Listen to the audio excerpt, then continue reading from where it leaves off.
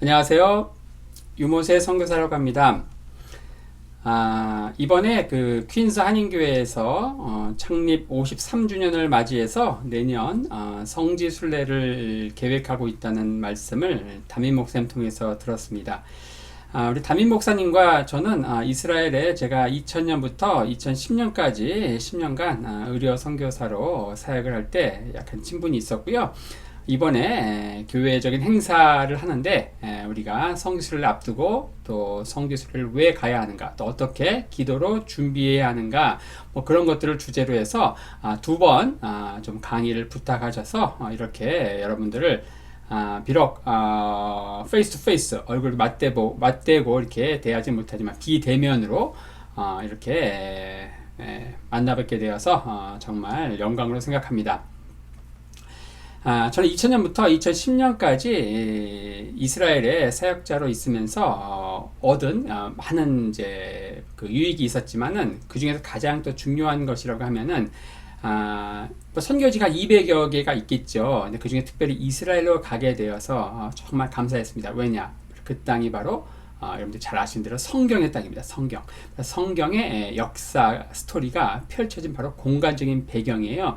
저는 10년간 그것을 종횡무진 누비면서 하나님께서 많은 또 깨달음들을 주셨는데, 그런 것들을 하나하나 이렇게 주제별로 정리하다 보니까 그게 두란노에서 책으로 이렇게 나오게 되었습니다. 그게 바로 열린다 성경이라고 하는 제목으로 총 7개의 책이 하나의 시리즈로 이렇게 나오게 되었는데, 첫 번째 책이 바로 이제 열린다 성경 식물 이야기, 그리고 광야 이야기, 그리고 성전 이야기, 그리고 절기 이야기, 그리고 생활 풍습 이야기 상하, 그리고 동물 이야기, 총 7권의 책이 시리즈로 유대인들의 당시 성경시대 유대인들의 문화와 풍습으로 뭐 이해하는 성경, 뭐 그런 컨셉으로 이제 책을 쓰게 되었습니다. 그리고 이제 그 이후에 후속편으로 이제 쓰게 된 게 바로 성경의 땅, 그 땅에서 펼쳐진 성경 스토리, 이것을 바로 삼국지처럼 초환지처럼 이렇게 역사 스토리로 대하 드라마 사극처럼 이렇게 흥미진진하게 펼쳐나간 스토리. 그래서 구약 3권, 신약 3권, 그래서 역사 드라마로 있는 성경이라고 하는 제목으로 또 출간이 되었습니다. 오늘 여러분들과 출발 성경의 땅 이스라엘이라고 하는 그 제목으로 우리가 이스라엘 땅에 이제 밟게 될 때, 성지순례라는 이름으로 적지 않은 비용을 들여서 이스라엘 땅을 밟게 될 때 얻게 되는 유익, 그것을 성경의 땅 이스라엘, 역사 드라마에 있는 성경, 그런 컨셉으로 해서 오늘과 다음 시간에 걸쳐서 총 2번에 걸쳐서 한번 살펴보려고 합니다. 특별히 우리는 이제 이스라엘 땅에 이제 포커스를 맞추려고 하는데, 그 이스라엘 땅 살펴보기 전에 이스라엘 땅을 감싸고 있는 그 고대 근동 지방, 뭐 이집트를 중심으로 해서 뭐 메소포타미아 지역이면 지금 이제 중동으로 불리는 그 지역의 넓은 그 큰 그림을 먼저 숲을 조망한 이후에 그 다음에 포커스에서 이스라엘 땅을 좀 자세히 살펴보면서 그 땅에서 펼쳐진 또 성경의 스토리, 이런 것들과 함께 이스라엘 땅의 이제 어떤 그 지형적인 특징, 뭐 이런 것들을 한번 살펴보려고 합니다. 우리가 여행을 떠나기에 앞서서 항상 하는 말이 있죠. 아는 만큼 보인다. 정말 그렇습니다. 우리가 유럽 여행을 갈 때도 그렇죠. 처음에는 막 다 의리의리하고 멋있고 하지만은 이제 자꾸 돌다 보면 다 거기가 거기거든요. 하지만 우리가 유럽 역사를 알지 못하면은 사실 별 재미가 없죠. 버스에서 내리지 않습니다. 나중에는. 바로 성지순례도 마찬가지입니다. 성지순례에서는 바로 유럽 여행은 유럽 역사를 많이 알아야 되겠지만, 성지순례는 뭘까요? 바로 성경을 많이 알아야 되겠죠. 그래서 이번과 다음 영상을 통해서 우리가 여러분들 내년에 이제 기획되어 있는, 뭐 다행히 하나님의 은혜로 이제 코로나가 종식돼야 되겠죠. 그럼 모든 제반 여건이 마련된다고 하면은 여러분들이 이제 성경의 땅 이스라엘을 성지순례라는 이름으로 우리 퀸스 한인교회 창립 53주년이라고 하는 큰 행사 차원에서 이제 밟게 될 때, 단지 그 행사로서 가는 것이 아니고 정말 이것이 나의 신앙에 있어서 거대한 임팩트가 있고, 성지순례를 가기 전과 후로 내 신앙이 정말 어떤 터닝 포인트가 되는 그런 그 개인적인 역사가 일어나려면은 우리가 어떻게 기도하고 준비해야 될 것인가, 뭐 그런 것들을 한번 나누고 고민해보는 그런 시간이 되면 좋겠습니다. 자, 한번 출발해 볼까요? 자, 먼저 이제 두 번의 이제 영상을 통해서 찾아뵐 텐데, 자, 첫 시간에는 이제 이스라엘을 둘러싼 주변의 그 근동 세계를 좀 개괄적으로 살펴보고, 그리고 두 번째 시간에서는 바로 우리가 밟게 되는 그 이스라엘 땅, 거기를 좀 디테일하게 살펴보는 뭐 그런 시간을 가지려고 합니다. 자, 고대 근동, 성경이 탄생한 지리적, 공간적 배경, 뭐 이런 이제 슬라이드가 있습니다. 여기에 이제 블랭크가 있죠. 크리스천이 된 이상 모와 모는 선택 과목이 아니라 필수 과목이다. 자, 여기에 뭘 넣으시겠습니까? 자, 어떤 분이 그래요? 영어와 수학. 아니죠. 어떤 분이 그래요? 또 신약과 구약. 이거 좀 맞는 것 같은데? 그렇죠. 신약과 구약 필수 과목이죠. 하지만 제가 의도한 대답은 눈치채셨겠지만 바로 역사와 지리가 되겠습니다. 역사와 지리. 자, 역사와 지리. 여기 이제 바로 우리가 성경을 이제 공부하고자 할 때 굉장히 중요한 그 개념이라는 거예요. 선택 과목이 아니라 필수 과목이라는 겁니다. 그래서 제대로 된 성경 공부는 고대 근동의 지리적 배경에 대한 이해에서 출발해야 한다. 여기까지 동의하시는지 모르겠어요. 자, 그리고 사이 땅 이스라엘이라고 하는 또 슬라이드가 있는데, 자, 한시도 바람 잘 날 없는 곳. 자, 우리가 이스라엘 땅을 가리키는 다양한 명칭들이 있죠. 뭐 가나안, 뭐 약속의 땅, 젖과 꿀이 흐르는 땅, 팔레스타인, 뭐 성지, 뭐 다 익숙한 표현들입니다. 근데 여기에서 우리가 꼭 기억해야 될 개념이 있는데, 바로 그게 바로 사이 땅, 영어로 하면 the land between이라고 하는 이제 말이죠. 자, 이 사이 땅이 무슨 말인가? 자, 이 말을 이해하려면은, 자, 이스라엘 땅은 전 세계에서 유일하게 모호한 곳이다. 밑줄이 좀 길게 돼 있죠. 좀 많은 글귀가 들어가는데, 자, 사이 땅 이스라엘을 잘 이해하려면은 요 밑줄, 이 블랭크를 이제 채울 수 있으면은 바로 확실히 이해한 것입니다. 자, 이스라엘 땅은 전 세계에서 유일하게 3개 대륙이 교차하는 어떤 대륙 간지, 컨티넨탈 브릿지에 위치하고 있다는 것이죠. 바로 아시아, 아프리카, 유럽 이 3개의 대륙이 교차하는 지점에 위치하고 있다는 것입니다. 이스라엘은 그다지 크지 않은 나라이지만 바로 지구상에 있는 한 200여 개의 나라 가운데 독특한 특징, 바로 전 세계에서 유일하게 3개의 대륙이 교차하는 지점에 위치하고 있다. 1580년 독일 하노버에서 제작된 지도는 이런 사이 땅 이스라엘 특징을 잘 보여주고 있죠. 바로 가운데 이스라엘이 있고요. 한쪽은 유럽, 또 한쪽은 아시아, 또 한쪽은 아프리카 3개 대륙의 어떤 대륙 간지, 지정학적 요충지로서 위치하고 있는 이스라엘의 특징을 잘 보여주고 있다. 자, 에스겔서 5장 5절에도 바로 사이 땅 이스라엘의 특징을 잘 보여주는 글귀가 있습니다. 바로 이것이 곧 예루살렘이라. 내가 그를 이방인 가운데 두어, 뭐가 들어갈까요? 바로 열방으로 둘러있게 하였거늘. 자, 이스라엘, 예루살렘은 바로 이방인 가운데 두어서 열방 가운데 둘러있는 땅이 바로 이스라엘 땅이다. 사이 땅 이스라엘의 특징을 잘 보여주는 말씀이라고 할 수 있습니다. 자, 그래서 중요한 것은 무엇인가? 자, 이스라엘 땅은요, 이 세계 역사와 격리된 어떤 무인도, 자, 뭐 아프리카 옆에 있는 마다가스카르와 같은 어떤 변두리, 무인도, 뭐 그런 데서 펼쳐진 것이 아니라 바로 어떤 제국들이 호시탐탐 노리던 태풍의 핵이었다. 아까 보신 대로 아시아, 아프리카, 유럽 3개 대륙의 교차 지점에서 이 성경 스토리는요, 바로 이집트 역사와 그리고 이 메소포타미아에서 발행한 아시리아, 그리고 바벨론, 페르시아, 더 나아가서 유럽에서 발행한 이 그리스, 로마, 그러니까 이집트, 아시리아, 바벨론, 페르시아, 그리고 그리스, 로마, 우리 세계사에서 다루었던 굉장히 굵직굵직한 제국들의 그 틈바구니 속에서 함께 톱니바퀴처럼 맞물려서 돌아가는 굉장히 흥미진진한 역사 스토리, 대하 드라마가 바로 성경 스토리라는 것이죠. 자, 사이 땅에서 이스라엘 역사를 써나가신 이유가 무엇인가? 그럼 왜 하나님은 좀 조용한, 좀 바람 잘 없는 그런 조용한 땅에서 성경 역사, 이스라엘 역사를 써나가지 않고 왜 이런 3계절이 교체하는 이런 곳에 집어넣어가지고 이스라엘 역사를 써나가셨는가? 이걸 제가 3가지로 한번 정리해봤습니다.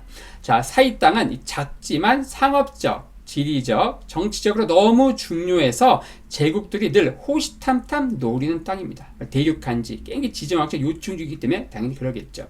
자, 그래서 이런 사이 땅에 사는 사람들, 이 거민들은요, 자신들의 힘이 강하면 그런 지정학적 요충지로서 이점을 잘 살려가지고 강대국으로 부상할 수 있죠. 하지만 힘이 약하면 고래 싸움에 새우등 터지듯 주변 강대국들의 등살에 의해서 결국 비참한 운명에 처할 수밖에 없다. 우리가 잘 아는 대로 이스라엘 역사에서 자신들의 힘이 강해서 강대국으로 부상했던 시절이 딱 한 번 있었습니다. 그때가 바로 주전 10세기 다윗 통치 40년, 그리고 솔로몬 통치 40년, 이 80년간 이어진 주전 10세기의 다윗, 솔로몬 통치기죠. 그 시대를 제외하고는 이스라엘 역사는 이리 치고 저리 치고 결국 북이스라엘은 저 아시리아에, 그리고 남유다는 바벨론에 멸망을 했고, 예수님이 사역하실 당시에는 이스라엘 땅은 바로 로마의 속국으로 이제 있었죠. 바로 힘이 약해서 고래 싸움에 새우등 터지는 그런 비참한 운명에 처할 수밖에 없었다.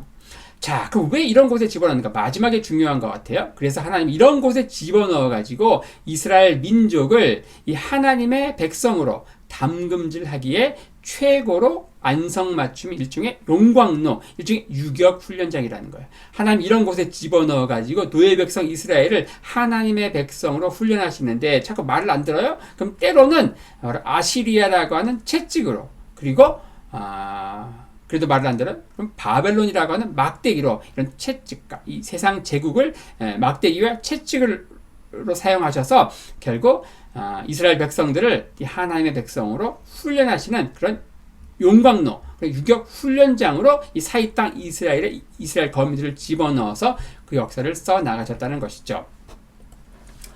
자, 우리가 이제 고대 근동 국가들의 지리적 배경을 이제 살펴볼 텐데, 자, 이스라엘 땅을 바라보는 두 가지 관점이 있습니다. 하나는 이 땅을 신앙적으로 바라보는 거예요. 이 땅을 신앙적으로 본다면 바로 이 땅은 가나안이고 약속의 땅, 성지, 젖과 꿀이 흐르는 땅일 겁니다.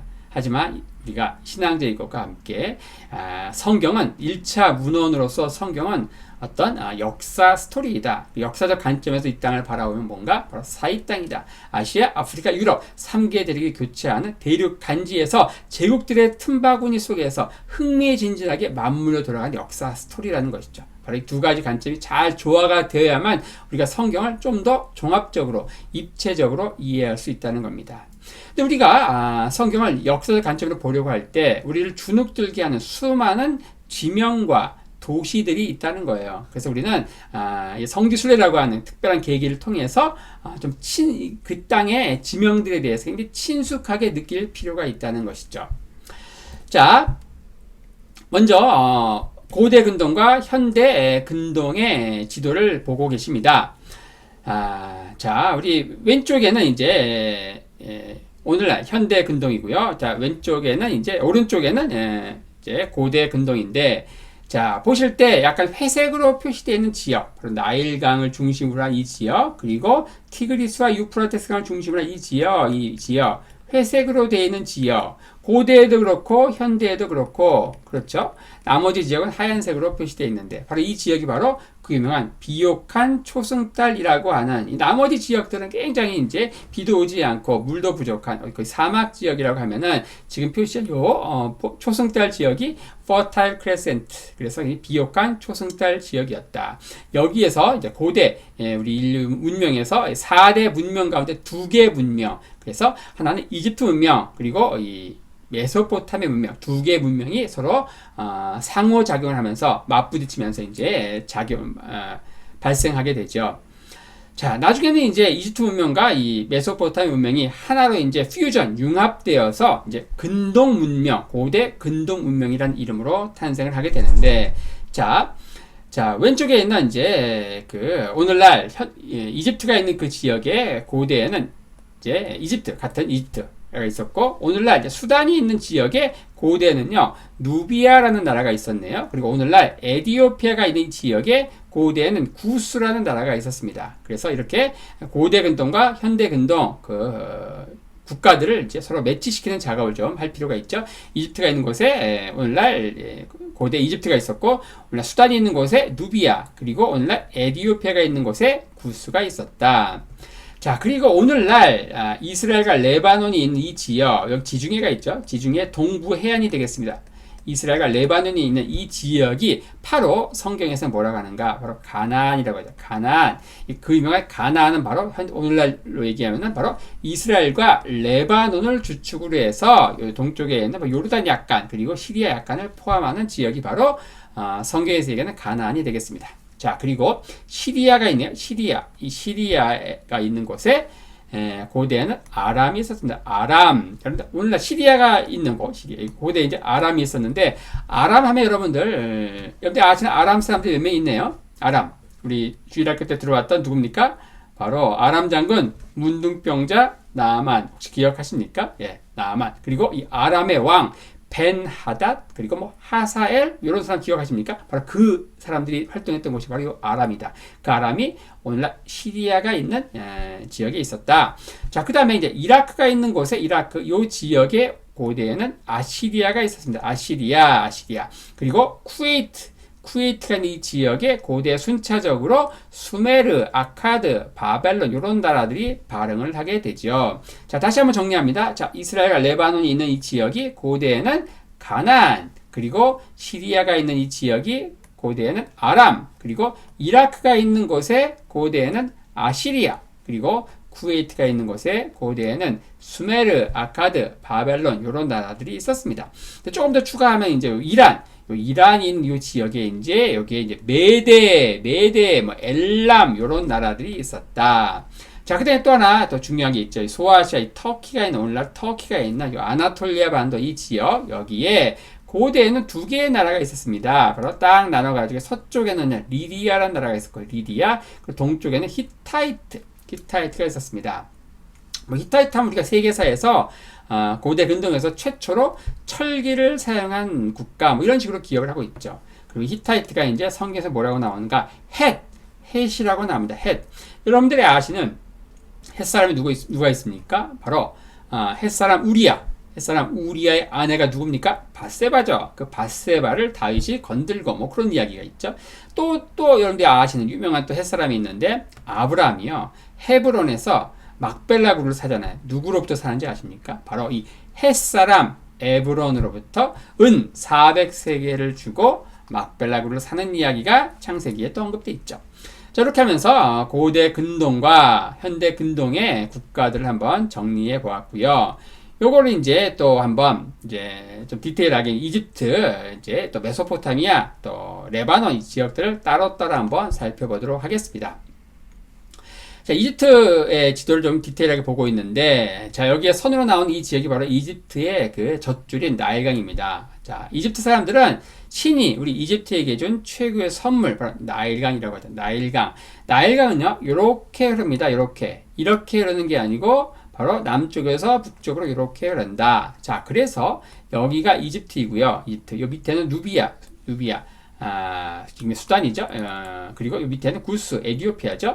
근데 이집트에서 자, 여기를 뭐라고 하는가? 상부 이집트. 요 밑에를 하부 이집트라 그래요. 우리가 볼 때는 여기가 상이고 요 밑에가 하잖아요. 근데 이상하게 여기가 상부 이집트, 여기를 하부 이집트 이렇게 이야기한다. 왜 그런가? 바로 나일강이 요렇게 흐르기 때문에 여기가 나일강 상류가 되는 거죠. 나일강 상류. 여기는 나일강 하류가 된다. 나일강 하류.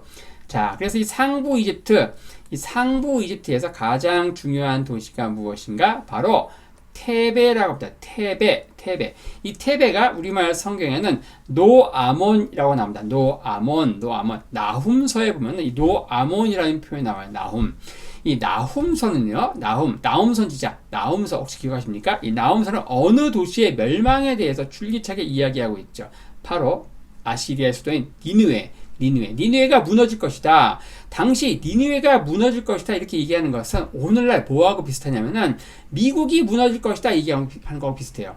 자, 제가 앞으로 20년 내에 미국이 무너질 것이다. 그럼 여러분들이 어떻게 하겠습니까? 믿겠습니까? 콧방귀 끼겠죠? 마치 그것처럼 당시 아시리아의 수도인 니느웨가 절대 무너지지 않을 것 같은 철옹성이었다. 그런데 나훔 선지자는 그 니느웨의 멸망을 얘기하면서 바로 이 고대 근동 지방에서 가장 유서 깊은 도시였던 테베, 이 노아몬이 그 당시 완전히 폐허가 되었거든요. 하나님의 그 어떤 그 징계에서 완전히 폐허가 됐습니다. 노아몬이 무너진 것처럼 바로 이 니누에도 무너질 것이다 이야기하면서 니누의 멸망의 확실성을 이야기하기 위해서 테베, 이 아몬의 역사성을 가지고 이야기하고 있다. 자, 어쨌든 상부 이집트에서 가장 중요한 도시인 테베, 이게 바로 성경에는 노아몬이라고 언급되어 있고요. 자, 그 다음에 하부 이집트 이 지역은 조금 더 포커스해서 한번 본다고 하면은, 자, 요 지역은요, 어떻습니까? 자, 해가지고 이렇게 쭉 퍼져나간 이 지역, 여기가 삼각형이고, 그리스 글자에서는 델타고, 그래서 여기를 뭐라고 하는가? 나일강 하류의 델타, 바로, 이집트의 젖줄, 바로 최고의 비옥한 토지. 바로 이 지역이 바로 예수님의 비유 가운데, 씨 뿌리는 자의 비유 가운데 30배, 60배, 100배의 결실을 맺는 최고의 옥토, 좋은 땅이 바로 이스라엘 땅이 아니죠. 바로 이 당시 고대 이집트의 나일강 하류의 델타, 이 삼각주가 그렇게 비옥했습니다. 그래서 여기에 다양한 도시들이 순차적으로 발흥을 하게 되는데 그 대표적인 도시가 바로 이제 상부 이집트, 하부 이집트 중간에 있는 멤피스. 이 멤피스가 이 성경에 뭐라고 나오는가? 노비라고 나오죠. 노. 그 제가 이 지도에 괄호해 놓고 이제 지명을 따로 써놨는데, 그러니까 세계사에서 얘기하는 지명과 성경에서 얘기하는 지명이 다를 경우 이렇게 괄호 안에 따로 성경적인 지명을 따로 표시했죠. 바로 그 옆에 오늘날 이집트의 수도인 카이로가 있습니다. 카이로. 자, 그리고 이제 이 하부 이집트 델타에 순차적으로 타니스, 이 타니스가 성경 소안이라고 나옵니다. 소안, 그리고 부바스티스, 그리고 뭐 사이스, 그리고 알렉산드리아, 뭐 이 중에 가장 유명한 것은 아마 알렉산드리아겠죠. 알렉산드리아. 자, 알렉산더가 이제 이집트를 정복하고 나서 곳곳에 자신의 이름을 따서 그리스식 도시 폴리스를 건설하는 이야기 아마 들어보셨을 겁니다. 그 대표적인 이제 한 70여 개의 그 알렉산드리아가 있다고 하는데 그 중에 가장 유명한 지역이 바로 지중해변에 있는 바로 알렉산드리아라고 하는 미항이 되겠죠. 자, 어쨌든 이런 나라들이, 이런 도시들이 이제 이집트에 있었고요. 자, 그 다음에 이제 살펴볼 지역이 어디인가? 바로 메소포타미아이죠. 메소포타미아. 이 메소포타미아 지역은 바로 두 개의 강, 바로 티그리스 강과 유프라테스 강을 중심으로, 그래서 이 메소포타미아, 요 말은 두 강 사이라고 하는 이제 뜻을 갖고 있는 그리스 말이죠. 메소포타미아, 두 강 사이에 있는 이 지역에 고대 많은 나라들이 발흥을 했는데, 자, 여기에서 이제 우리가 특별히 하류, 여기는 이제 강이 이렇게 흐르겠죠. 이렇게 흐릅니다. 그래서 이쪽이 하류가 되겠죠. 이쪽이 하류, 이쪽이 바로 상류가 됩니다. 상류. 자, 이 하류, 메소포타미아 하류 이 지역을 뭐라고 하는가? 자, 이 지역을 바로 시날 땅이라고 합니다. 시날 땅. 시날 땅. 여기서 많이 들어봤네요. 바로 성경에 나오죠. 성경. 바로 창세기에 보면은 이 시날 땅에서 벌어지는 그 유명한 사건이 뭘까요? 바로 그 유명한 바벨탑 사건이 되겠습니다. 바벨탑. 이 시날 땅에서 벌어지는 거죠. 그 시날 땅이 바로 여기다. 자, 그리고 이 시날 땅을 반으로 딱 나눠요. 그래, 있죠.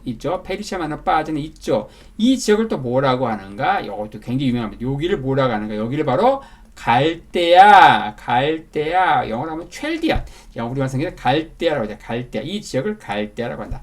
이 갈대아 지역에 고대 수메르 12개의 도시 국가가 있는데 그 중에서 가장 앞서 나갔던 도시가 어디인가? 바로 벌써 눈치채셨죠? 바로 우루가 되겠습니다. 우루.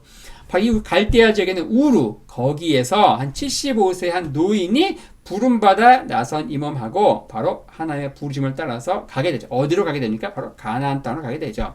자, 어쨌든 메소포타미아 이 하류 이 지역을 뭐라고 하는가? 바로 시날 땅, 그리고 반 땅 나눠가지고 이 지역을 뭐라고 하는가? 이 지역을 바로 갈대아라고 한다. 갈대아. 이 갈대아 지역에서 가장 앞서갔던 고대 수메르 12개 도시국가 가운데 하나였던 바로 우루에 대해서 기억을 하시고요. 그 우루와 관련된 거기서 살던 노인이 바로 아브라함이었다. 이렇게 기억하시면 좋겠습니다.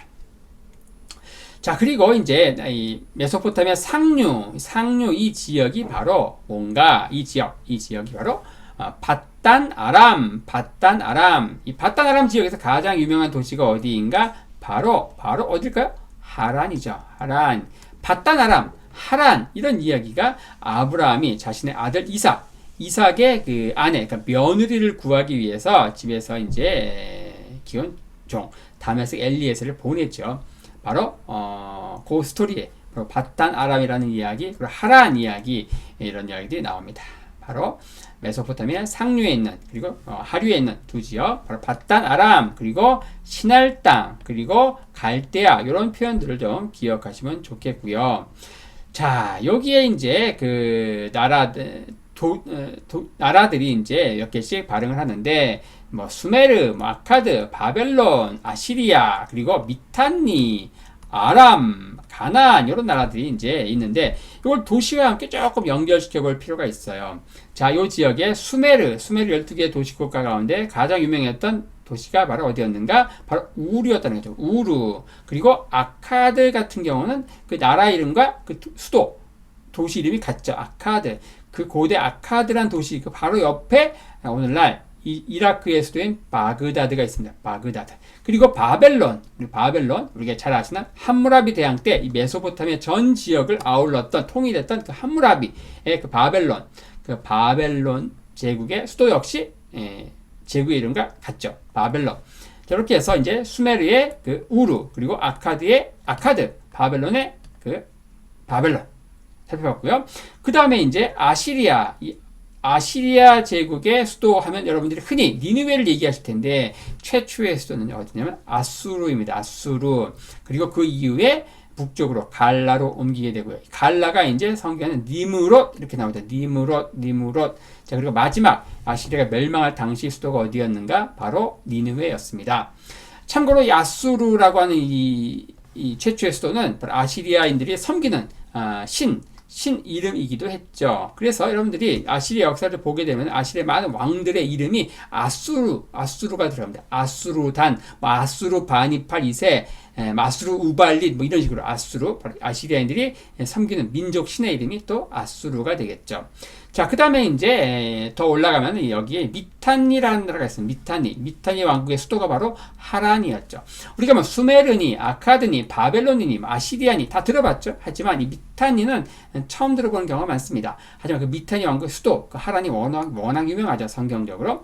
자, 그 다음에 지금 이란이 있는 그 지역에 고대 엘람의 수도가 어디였는가? 수사였죠. 에스더서에는 뭐라고 나오는가? 수산으로 등장하는 바로 이 지역에서 나중에 페르시아의 그 고레스가 이 지역을 이제 중심으로 해가지고 메데 제국을 먹고 나중에 리디아 제국을 먹고 바벨론 제국을 먹고 나 이집트까지 먹고 전 지역을 아우르는데 그 페르시아의 그 고레스의 그 발흥지가 어디였는가? 바로 이 엘람, 수사가 있는 엘람 요 지역이 되겠습니다.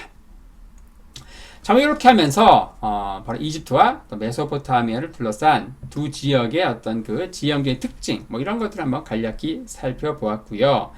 자, 그리고 이제 시리아와 레바논, 특히 레바논 지역, 이 시리아 지역은요, 여기에 이제 에블라, 알레포, 혹시 여러분들 중동 뉴스에 IS와 관련된 그 뉴스 할 때 이 알레포, 에블라 이런 이야기들 많이 이제 IS의 어떤 근거지였기 때문에 종종 등장했고요. 성경적으로는 이 알레포에서 또 이 에블라에서 문서들이 많이 발견됐습니다. 문서라고 하면 오늘날 종이에 써있는 문서가 아니고요.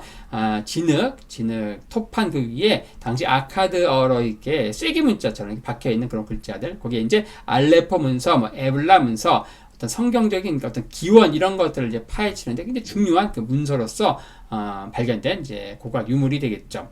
그리고 레바논 이 지역이 고대에는 이제 페니키아라고 불리는, 우리말 성경에는 베니게 이렇게 번역이 되어 있는데, 이 레바논 지역을 좀 자세히 한번 보면은요, 레바논 이 지역이 바로 이제 레바논 2,000m가 넘는 이 레바논 산맥, 여기는 만년설로 덮여 있는 이 지역에 있는 대표적인 나무가 뭡니까? 바로 그 유명한 백향목이 되겠죠. 백향목. 그래서 오늘날 잘 아시는 대로 이 레바논이라는 나라의 국기에 뭐가 들어갑니까? 바로 이 백향목이 들어가죠. 백향목.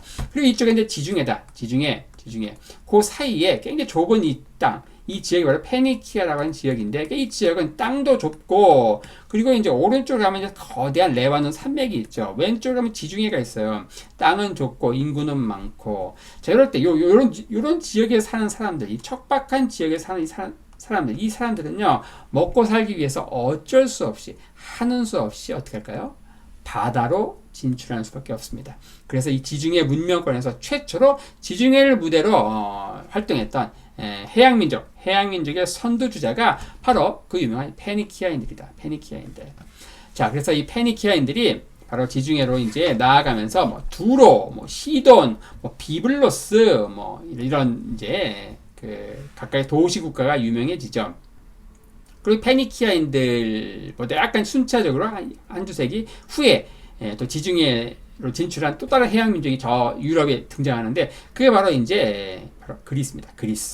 그리스의 이제 아테네, 뭐 스파르타, 뭐 고린도, 뭐 테베 이런 이제 도시 국가들이 지중해로 이제 진출하면서 자신보다 먼저 진출했던 페니키아인들과 지중해에서 이제 어떤 패권을 놓고 싸우게 되고 이 페니키아인들의 어떤 문명과 그리스의 문명이 하나로 합쳐지면서 나온 대표적인 그 동양의 대표 주자인 페니키아, 그 서양의 대표 주자인 그리스 문명이 하나로 합쳐져서 나온 그 퓨전의 최고 히트 상품이 뭘까요? 그게 바로 그 유명한 알파벳입니다. 알파벳. 이 페니키아인들의 글자가 그리스인들에게 넘어가서 이게 오늘날 알파벳의 기원이 됐다. 뭐 이런 이야기들은 아마 많이 들어보셨을 것 같고요. 그리고 비블로스 여기에서 나온 말이 뭡니까? 바이블. 여기에 이제 성경 파피루스 하나 발견이 됐나 봐요. 그래서 비블로스 여기에서 나온 말이 오늘날 성경을 얘기하는 바이블이 되겠습니다. 또 재미난 게 뭔가 이 페니키아와 같이 그리고 그리스와 같이 바다를 무대로 활동하는 이런 그 해양 민족은요 어떤 국가의 개념보다는 어떤 영토 국가로서 한 왕이 넓은 영토를 통치하는 국가적인 개념보다는 각각의 그 도시 국가 개념으로서 많이 등장하죠. 그래서 성경에도 페니키아의 왕이 누구다 이렇게 나오지 않죠? 뭐 두로의 왕 누굽니까? 두로 왕 히람 그렇죠? 시돈 공주 이세벨 이런 식으로 등장을 하죠. 마치 이것처럼 이제 그리스 역시 그리스라는 나라는 오늘날 19세기에 이제 그리스라는 나라가 통일이 되었고 그 전에 어떻습니까? 뭐 아테네, 그다음에 스파르타, 뭐 고린도, 뭐 테베 뭐 이런 식으로 도시 국가들이 이제 그 자웅을 걸면서 싸우게 되는 이탈리아도 마찬가지죠. 그래서 뭐 나폴리 뭐 이런 식으로 제노바, 뭐 베네치아, 뭐 이런 피렌체 이런 식으로 각각의 도시 국가들, 그러니까 바다를 무대로 활동하던 해양 민족의 그 국가는 통일 국가였던 개념보다는 각각의 도시 국가의 개념으로 많이 발달한다. 그래서 성경에서 최초로 등장하는 해양 민족 페니키아 이 지역이 바로 두로 왕 그리고 두로 왕 히람, 시돈 공주 이세벨 이런 식으로 이제 등장을 하게 되고 특히 두로 왕 히람 같은 경우는 다윗 그 뒤를 잇는 솔로몬과 굉장히 외교 관계가 굉장히 돈독했고 뭐 그래서 우리가 뭐 잘 아는 대로 솔로몬이 성전을 이제 건축할 때에 바로 백향목 이 레바논의 백향목 뭐 잣나무 이런 것들을 이제 보내게 되고 뭐 이런 이야기들이 성경에 언급되어 있습니다. 저렇게 하면서 이제 이집트 그리고 메소포타미아 지역 그리고 시리아 레바논 지역까지 간략히 한번 이렇게 살펴보았고요. 자 오늘 이제 우리가 다음에 살펴볼 이스라엘을 이제 둘러싸고 있는 이 지역들을 이제 한번 간략히 한번 좀 살펴보려고 하는데 자 요 밑에가 이제 이집트였고요. 요 위에가 레바논이었고 이쪽이 시리아였고 이쪽이 이라크였고 뭐 그렇게 되겠죠. 그리고 저쪽은 뭡니까? 이쪽은 이제 터키가 되겠습니다. 자, 이스라엘은 이제 지형적으로 이제 크게 4개의 지역으로 나누어서 살펴보는데요. 자, 이스라엘 지역을 나눌 때 먼저 이쪽 여기를 뭐라고 하는가? 1번 지역이라고 하죠. 1번. 여기는 이제 2번 지역이라고 합니다. 2번. 여기는 이제 3번 지역이라고 하죠. 3번 지역. 그리고 여기는 4번 지역이라고 하죠. 4번. 자, 그래서 요 1번 지역을 뭐라고 하는가? 자, 요 1번 지역을 뭐라고 하는가? 1번 여기를 서쪽이잖아요. 서쪽. 그래서 서부, 그리고 해안가에 있잖아요. 서부, 해안, 여기는 평야거든요. 서부, 해안, 평야 이렇게 얘기합니다. 1번은 서부, 해안, 평야. 자, 그 다음에 두 번째로 이 지역을 뭐라고 하는가? 여기는 서부 산악지대 이렇게 이야기하죠. 자, 그 다음에 3번 지역에 그 유명한 갈릴리 호수가 있고요. 사해가 있습니다. 자, 이 지역은 뭐라고 하는가? 3번 이 지역은 중앙대협곡이라고 합니다. 중앙대협곡. 자, 그리고 4번 이 지역. 자, 물론 오늘날은 이제 여기를 딱 기준으로 해가 여기는 이제 이스라엘이고요. 이스라엘. 그리고 이쪽은 뭡니까? 오늘날 요르단이죠. 요르단 왕국이죠. 하지만 성경 시대에는 12지파에게 할당된 땅 가운데 요단 동편도 있죠. 4번 지역도 성경 시대는 이스라엘에 포함됐기 때문에 같이 살펴보도록 하겠습니다. 이 4번 지역은 뭐라고 하는가? 동부 산악지대라고 합니다. 동부 산악지대. 자, 그래서 이스라엘을 그게 이제 이야기할 때 1번 지역을 뭐라고 하는가? 1번 지역을 서부 해안 평야. 그리고 2번 지역은 서부 산악지대. 그리고 3번 지역을 뭐라고 하는가? 3번은 중앙 대협곡. 그리고 4번 지역. 이 4번 지역은 동부 산악지대. 이렇게 이야기하죠. 자, 우리가 이 각각의 지역들을 이제 이렇게 지형적으로 나누어 가지고 우리가 한번 그 지역에 있었던 도시들, 그리고 그 도시에서 여기 일어났던 대표적인 성경의 사건, 뭐 이런 것들을 한번 이렇게 살펴보려고 하는데요. 자, 이스라엘 얘기할 때 이제 왜 이렇게 남북으로 이렇게 묶잖아요. 남북으로. 근데 왜 이렇게 나누지 않는가? 왜 이렇게 동서로 이렇게 나누지 않는가? 왜 그렇게 나누지 않는가? 바로 이렇게 남북으로 지형적인 다양성. 여긴 다 평야거든요. 여긴 다 평야입니다. 여기는 또 다 산지예요. 근데 여기는 다 협곡이에요. 협곡. 여기는 또 뭡니까? 또 다 산지예요. 산지.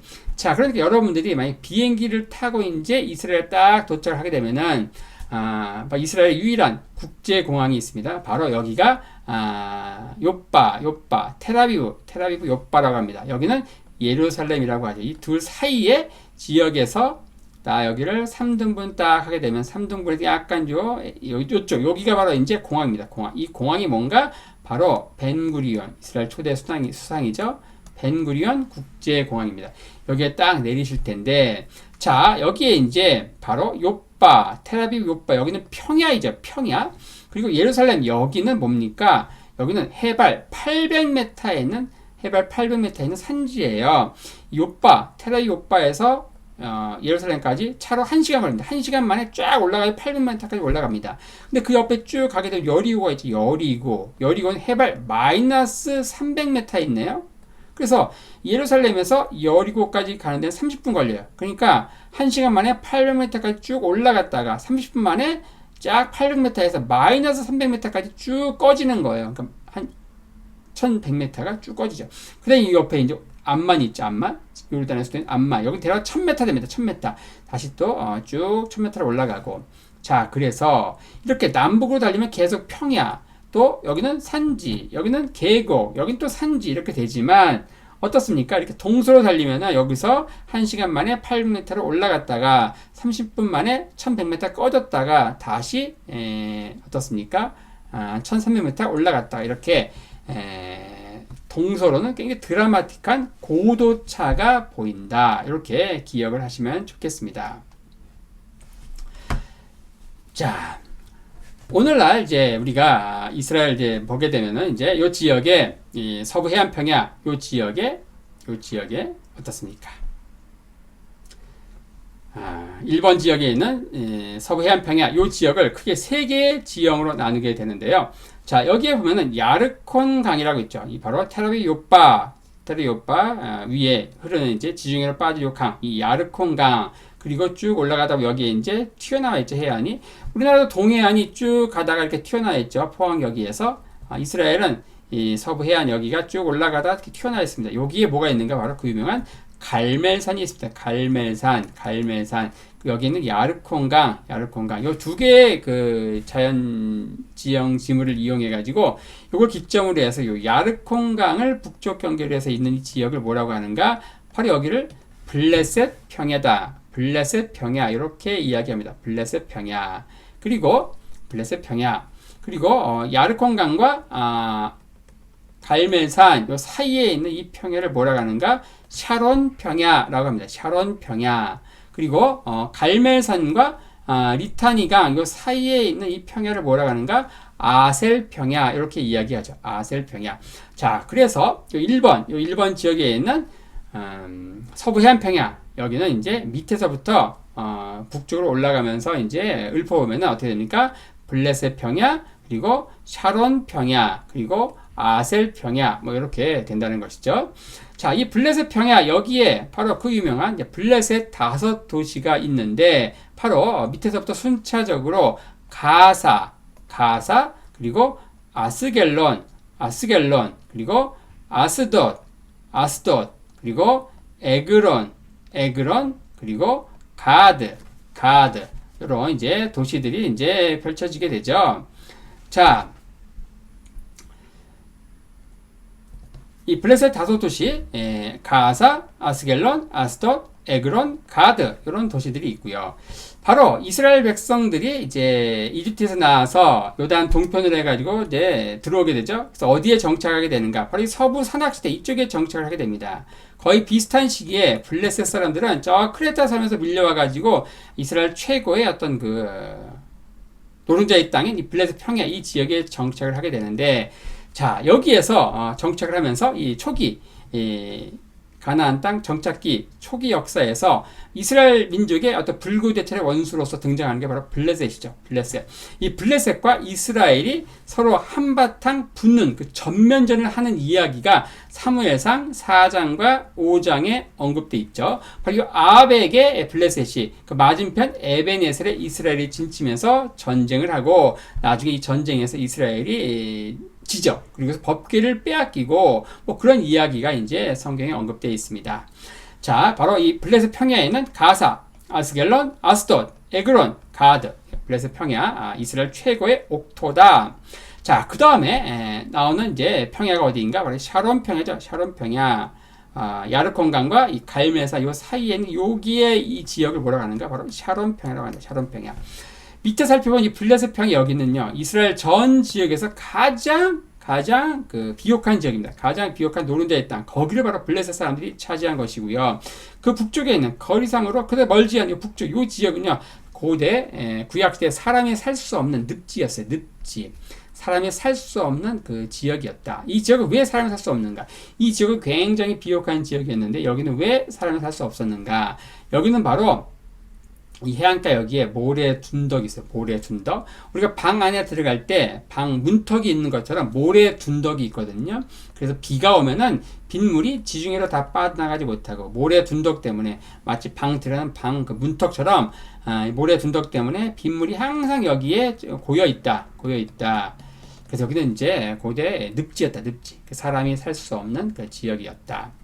이 지역에 고대 구약시대 사람들은 어떻게 이 지역을 이용했는가? 바로 여기에 소들을 방목해서 키웠다는 거예요. 소들을 방목해서 키웠다. 그래서 역대기서에 보면은 이런 표현이 나옵니다. 샤론의 소떼, 샤론의 소떼 이런 표현이 나옵니다. 샤론의 소떼. 그리고 또 뭐가 나오는가? 여기에 사람이 살 수 없는 지역이니까 이 지역에 이제 각종 풀들, 야생 꽃들, 풀들 이런 것들이 많죠. 마치 우리도 뭐 비무장지대에 막 이런 그 생태 공원처럼 잘 조성이 되어 있잖아요. 그래서 여기에 이제 아가서에 보면은 샤론의 수선화 이런 표현들이 나옵니다.